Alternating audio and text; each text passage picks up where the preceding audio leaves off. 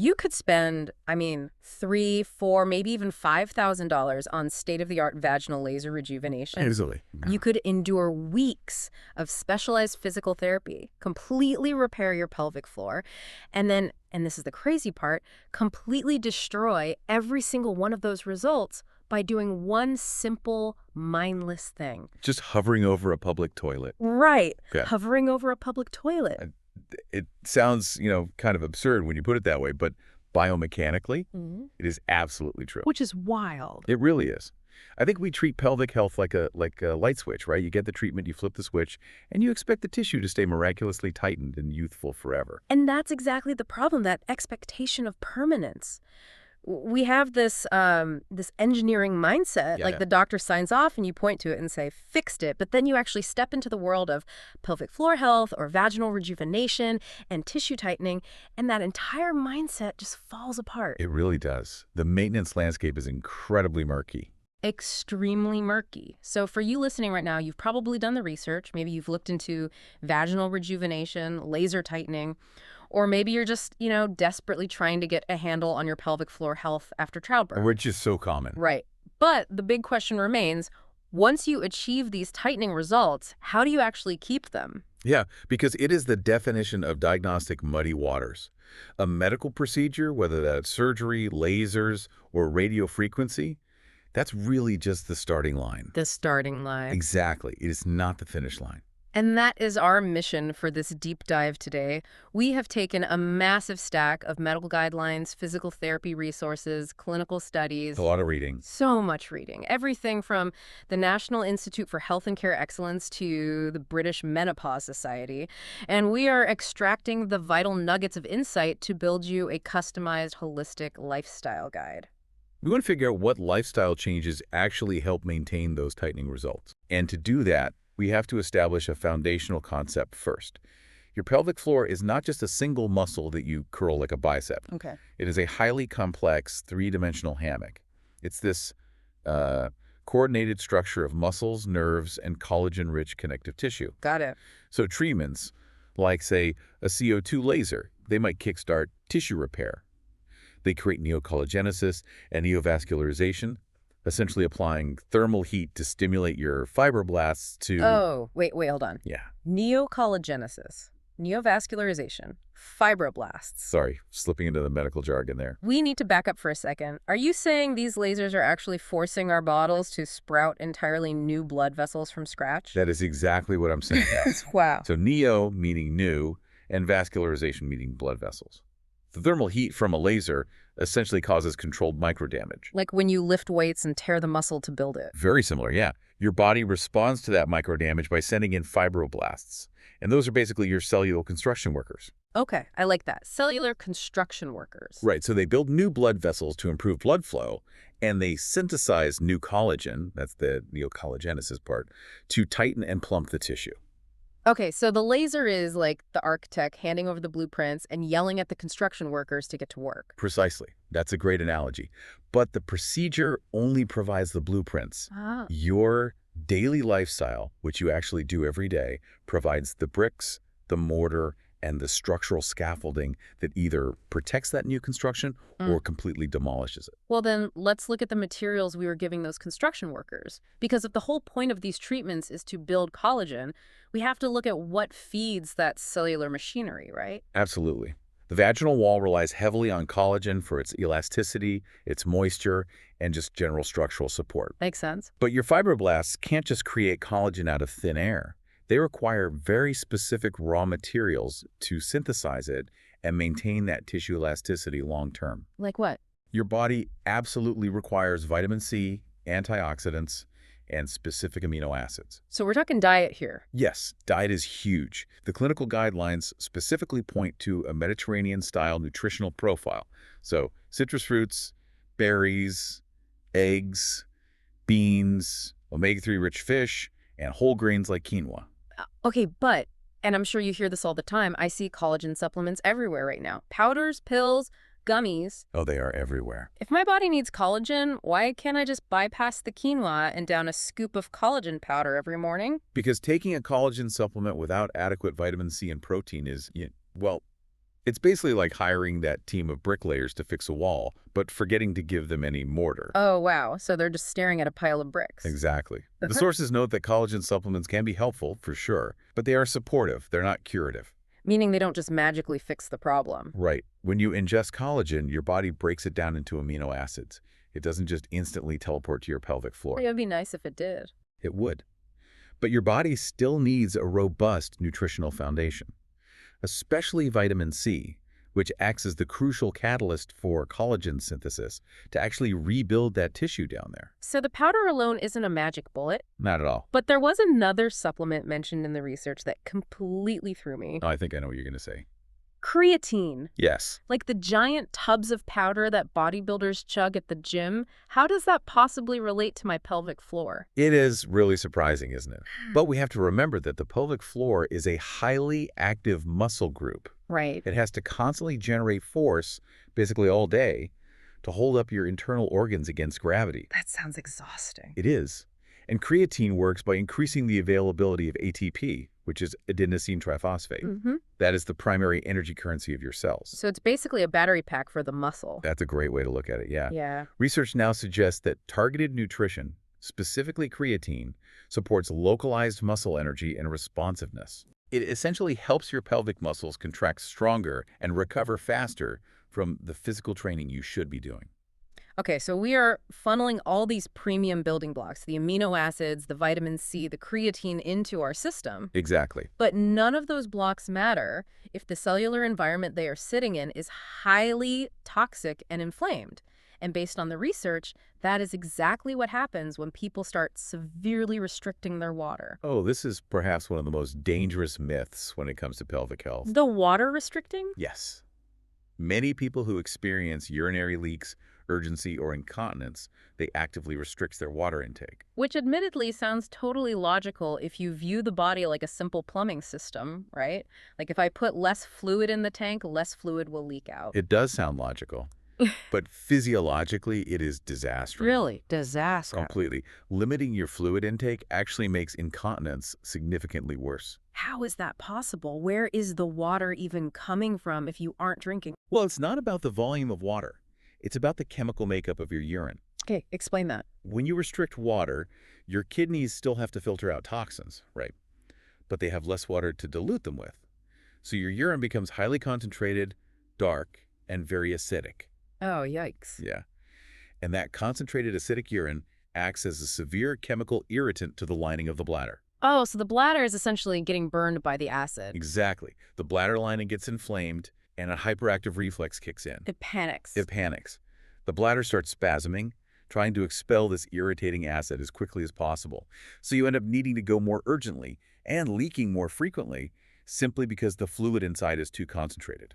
That is so counterintuitive, but it makes perfect sense. Right. Furthermore, constantly keeping the bladder empty reduces its overall stretching capacity over time. Unless advised otherwise by a doctor for a specific condition, the goal should always be 6 to 8 glasses of fluid a day to keep that urine dilute and the bladder calm. All right, so we are hydrating properly to keep the environment calm. We are eating our citrus and quinoa, maybe adding some creatine. We've got the chemical scaffolding in place. We do. But a well-fed muscle still needs structural support. Diet provides the materials, but physical exercise provides the mechanical strength to hold the organs up. Absolutely. Let's talk about the mechanical scaffolding and why the research says we need to completely rethink the Kegel. The Kegel is probably the most misunderstood exercise in the world. Really? Oh, yeah. Most people are simply squeezing their lower half aggressively and just, hoping for the best. I feel like every women's magazine in the 1990s just said, squeeze like you're trying to stop the flow of pee, and that was the entire extent of our education on the matter. And that is exactly what you should never, ever do. Wait, never? Never. The clinical guidance is incredibly clear on this. Never repeatedly stop and start your urine flow on the toilet as an exercise. Why? If it engages the muscle, isn't that a good thing? Because it actively disrupts the complex neurological reflex of your bladder. Oh. Yeah. When you sit on the toilet, your brain sends a signal to your detrusor muscle, that's the muscle around the bladder, to contract and push the urine out. And simultaneously, it tells the pelvic floor to relax and open the gates. So they work together. Right. But if you suddenly slam the gate shut by squeezing, you confuse that neurological loop. Doing this repeatedly harms the way your bladder empties. So you're basically untraining your body how to pee correctly. Exactly. And it leaves residual urine in the bladder, which dramatically increases your risk of painful urinary tract infections. Stopping the stream can help you initially identify where the muscle is located, but it should never be used as the exercise itself. Wow, okay, so if we aren't stopping our pee, how do we actually train this tissue properly to maintain that mechanical tightness? Proper pelvic floor muscle training requires two distinct types of exercises. And that's because the pelvic floor itself is made of two entirely different types of muscle fibers. Okay, lay them out for me. First, you have the slow-twitch fibers. These fibers are designed for long-term endurance. They're working all day long just to support your internal organs against gravity. Like the marathon runners of the muscle world. Precisely. And to train these, you need long holds. You inhale, and on the exhale, you slowly lift the pelvic floor. The best visualization is to imagine sipping up a thick smoothie with your vagina. Sucking up a smoothie. Drawing the muscles upwards and forwards from the back passage towards the bladder. You aim to hold that upward lift for 10 seconds, and you repeat it 10 times. Okay, that is quite the visual, but I can actually picture the mechanics of that upward pull. And what is the second type of fiber? The second type targets the fast-twitch fibers.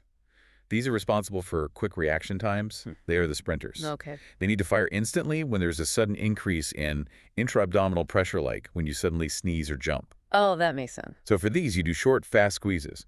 You quickly pull the pelvic floor up and in, and immediately let go. You aim for 10 quick repetitions, about 1 per second. Here is the part in the research that completely shifted my perspective, though. The relaxing part. Yes. The squeezing isn't even the most important part of this equation. It's the relaxing.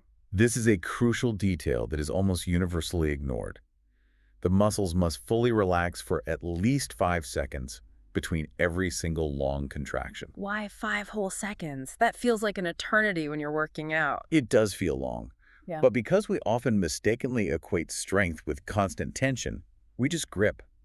But if a muscle is constantly tense, it is constantly burning energy and producing lactic acid. Right. If you never let the pelvic floor fully relax, the blood vessels remain compressed. The muscle gets choked off from its oxygen supply, a state called hypoxia. It's like walking around flexing your bicep as hard as you can 24 hours a day. Eventually, your arm's just going to seize up, stop working, and hurt terribly. Exactly. And when that happens in the pelvis, the muscle becomes what we call hypertonic, or too tight. Yes. A hypertonic pelvic floor can actually cause the exact same symptoms as a weak, lax pelvic floor. Incontinence, extreme urgency, pelvic pain, and pain during intercourse. Because it's just exhausted. Yes. You create a relentless cycle of tension. The muscle is so exhausted from being clenched all day that when you finally do sneeze, it has no remaining energy to fire and protect you, so you leak. That is fascinating. The quest to be super tight is actually causing the leakage. It is such a common trap. And while we're looking at things that sabotage our mechanics, the sources mention several bad habits people fall into when trying to exercise these muscles. Yes, compensation is a major issue. Like using the wrong muscles. Right. You must avoid clenching your buttocks, squeezing your thighs together, or aggressively pulling in your stomach. Because that's cheating. It is cheating. If you are doing those things, you are bypassing the pelvic floor entirely and compensating with much larger, stronger muscle groups. Also, if your pelvic floor is currently weak or you are recovering from a rejuvenation procedure, you need to avoid straight leg sit-ups, double leg lifts, and high-impact exercises where both feet leave the ground at the same time like box jumps. Because jumping up and down is just slamming gravity against a weak hammock. Yes, it puts severe downward pressure on a structural system that simply isn't ready to handle that load yet. Okay, so no box jumps. But what if I just need to sneeze or pick up my kid? Right, real life happens. Exactly. The sources talked about something called the knack. How does that fit into daily maintenance? The knack is the conscious, active recruitment of your fast-twitch pelvic floor muscles right before an activity that increases your intra-abdominal pressure. Meaning right before you do something that pushes down. Exactly. So you consciously engage and lift the pelvic floor just before you laugh, cough, sneeze, blow your nose, or bend down to pick up a heavy box. So using the knack is essentially bracing for a physical punch, but doing it entirely internally before the impact hits. That is a perfect analogy. By bracing for that internal downward punch, You secure the structural integrity of the pelvic floor and prevent the bladder and urethra from being forcefully pushed downward. Oh, that's so smart. And if you practice it consistently, it eventually becomes an unconscious functional habit. Okay, I've got my internal bracing down. I'm eating my vitamin C. But what if the house is on fire while I'm trying to reinforce the walls? What do you mean? Because the sources outline a whole list of daily saboteurs. We are doing all this work, but what is actively destroying it? Ah, yes. The saboteurs. The first major saboteurs are caffeine and alcohol. We already established how important hydration is for keeping the bladder calm, but what you drink matters immensely. Caffeine and alcohol are known diuretics and severe bladder irritants. I know nobody wants to hear that they have to give up their morning coffee. Is it really that bad? It depends on your symptoms, but the cascading effect caffeine has is profound. Caffeine stimulates smooth muscle tissue, and your bladder is a smooth muscle. Yeah. If your pelvic floor is already tight or your bladder is sensitive, caffeine forces the bladder to contract prematurely. It increases urinary urgency. Which makes you squeeze. Exactly. In response to that intense urgency, your pelvic floor tightly clenches in a panic to hold the urine in. That tightness causes more irritation, which creates a vicious cycle of tension. Furthermore, caffeine can elevate cortisol levels, and chronic cortisol elevation is known to speed up the degradation of collagen in the body. So let me get this straight. You spend thousands of dollars on a laser treatment to build collagen, Yes. and then you drink highly caffeinated energy drinks that elevate your cortisol and chemically degrade the exact collagen you just paid to build. That is the physiological reality, yes. Man. Okay, caffeine is a chemical stressor, sure, but there's a much more aggressive saboteur in these clinical guidelines that physically chokes off the blood supply to the area. Smoking. Let's look at smoking. I feel like we know smoking is bad for our lungs, but how on earth does it impact vaginal tightening? It impacts it on a cellular vascular level. Nicotine is a potent vasoconstrictor. That means it causes your blood vessels to shrink and clamp down. Okay. The entire benefit of vaginal laser treatments, like we discussed earlier, is neovascularization, the formation of new blood vessels to bring oxygen and nutrients to the tissue. And smoking just aggressively pinches those new hoses shut. Yes, it starves the tissue of oxygen. Furthermore, smoking introduces massive amounts of oxidative stress, which directly interferes with fibroblast activity and collagen synthesis. It's like sending a tornado through the construction site. Exactly. If you are smoking, tissue recovery after any rejuvenation procedure is incredibly slow. The wound repair mechanisms are impaired, your results will be far less pronounced, and the longevity of any tightening you achieve is severely reduced because the tissue is basically constantly suffocating. Cut the smoking, watch the coffee. But here is the part of the research that honestly blew my mind. We do it every single day without thinking about it. We talked about this at the very beginning. Yes. We spend thousands on physical therapy. But are we literally undoing it all just by how we sit on the toilet every morning? Unfortunately, yes. Bowel habits are heavily emphasized in the clinical guidelines. Chronic straining due to constipation puts immense, repeated downward pressure on the pelvic floor. It's like doing a reverse Kegel, but in a bad way. Right. The biomechanics of straining forcefully stretch the connective tissue and the pudendal nerve. Over time, that straining physically tears microfibers in the muscle you are trying to tighten. So what's the defense against that? The first defense, of course, is following a balanced diet with enough fiber and water to keep your stool soft so you don't have to push. But the sources were incredibly specific about actual posture on the toilet. Why does posture matter so much? Because of a specific muscle called the puborectalis. This muscle loops around your rectum like a sling. When you are standing or sitting at a normal 90-degree angle on a standard Western toilet, that sling stays partially choked shut to maintain continence. It's keeping everything in. Exactly. First, as we mentioned earlier, you should never hover over a public toilet. When you hover, your pelvic floor muscles, including the puborectalis, are actively engaged to hold your body weight up. Oh. Yeah, they physically cannot relax to let the bladder or bowel empty fully. So hovering guarantees you are fighting against your own muscles. Exactly. You must sit down fully. Yeah. Second, to properly relax that puborectalis sling, you need to change your anorectal angle. How do you do that? You should use a small footstool to elevate your feet so that your knees are significantly higher than your hips, simulating a squat. You want to lean forward, put your elbows on your knees, bulge out your abdomen slightly, and keep your spine straight. It is wild to think that a $20 plastic footstool in the bathroom is basically mandatory equipment for protecting a multi-thousand-dollar vaginal rejuvenation investment. It really is. Let's touch quickly on local irritants, too, because the sources were very specific about what we put on our bodies, not just in them. Yes, this is about protecting the delicate vaginal microbiome and its pH. We need to ditch the highly perfumed soaps, the synthetic deodorants, the daily panty liners, and the tight synthetic clothing. Basically, all the stuff marketed to us. Pretty much. All of these trap moisture and disrupt the natural acidic pH of the flora, causing chronic low-grade inflammation. Which we don't want. No.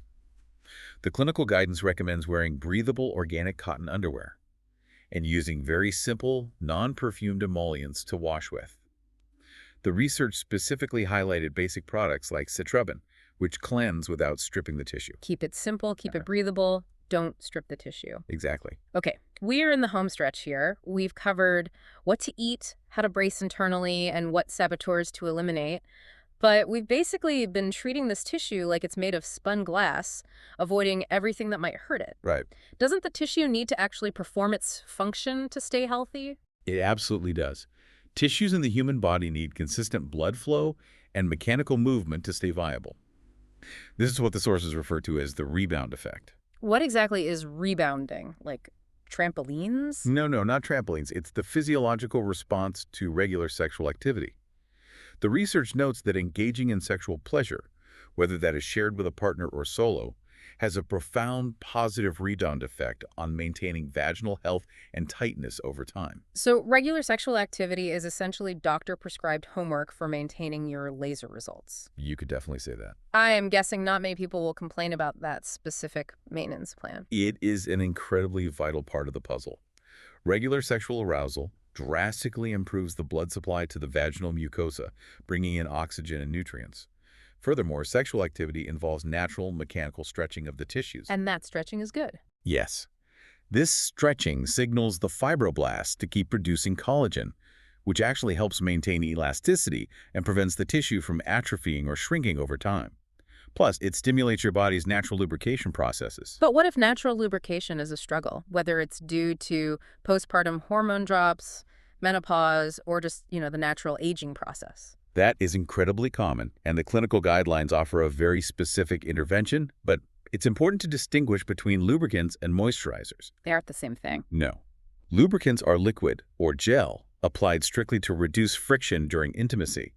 But for active, daily maintenance of the cellular scaffolding, you should be using a high-quality, non-hormonal, fragrance-free vaginal moisturizer. Wait, a moisturizer. So you apply it regularly, the exact same way you apply a daily face cream to prevent wrinkles. Precisely the same concept. You apply it regularly, often 2 to 3 times a week, not just right before sex. Interesting. These moisturizers absorb into the tissue, alter the fluid content of the endothelium, and provide ongoing tissue hydration. This supports the overall integrity and thickness of the vaginal wall. And as a final hygiene note post-intimacy, it is critical to remember to urinate shortly after sex. Right, to flush out any bacteria that might have been introduced to the urethra. Correct. It protects your bladder health. Because as we've learned today, anything that chemically stresses the bladder, like a urinary tract infection, will trigger spasms, which ultimately exhausts and stresses the pelvic floor. It is a continuous, interconnected loop. It really is a symphony of habits. Maintaining those tightening results isn't about finding one single magic switch on the wall. Not at all. It's hydrating properly to dilute urine, fueling your cellular factories with vitamin C and amino acids, engaging in structured muscle training that balances strength with deep relaxation, fiercely avoiding vasoconstrictors like smoking, fixing your toilet posture, and maintaining regular sexual wellness. It requires a complete lifestyle shift. Right. You are building and protecting the scaffolding every single day. And, looking at all these sources together brings up a really crucial dynamic that I think a lot of patients miss when they embark on this journey. Oh, lay it on us.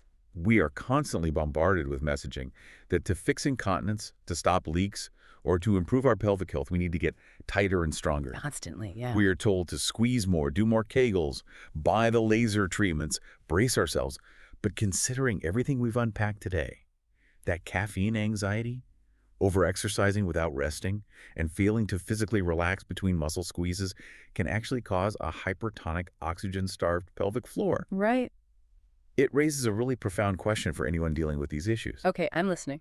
Is it possible that your relentless, exhausting quest for tightness is exactly what is causing your symptoms in the first place. Sometimes true functional strength doesn't come from gripping harder. It requires knowing exactly how and when to completely let go. Wow. Knowing how to let go to achieve true strength.